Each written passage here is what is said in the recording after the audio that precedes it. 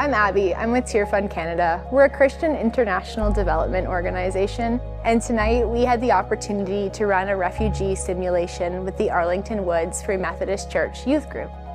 It was a fantastic experience, and it was really great to hear how the youth encaptured different ideas and how they got to see different perspectives and how they started to understand things as we went along.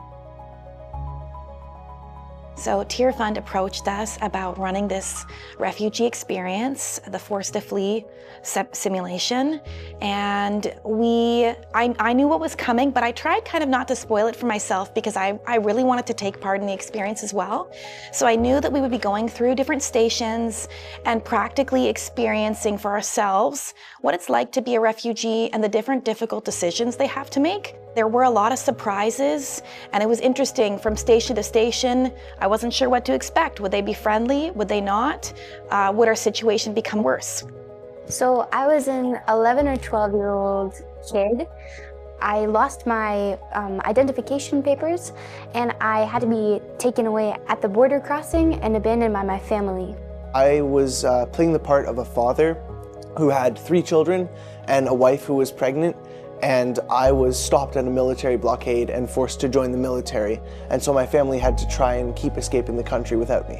I was the old elderly neighbor that didn't want to leave my home at first, but then a group of kids came along and I became their grandma.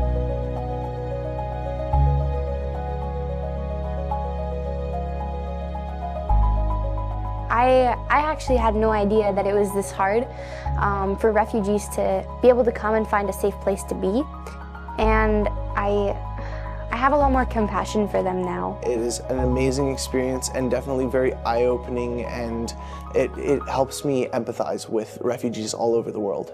I understand their situation a little bit better, and I feel like we should have empathy for them and we should help them integrate into society. I know that the youth of today, they are thinking about these things. They are concerned about the world, and they're smart.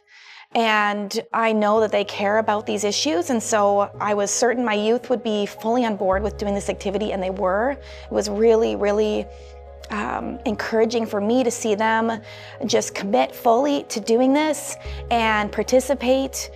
And really learn something from a very, very different perspective. So I was really grateful that we had this opportunity.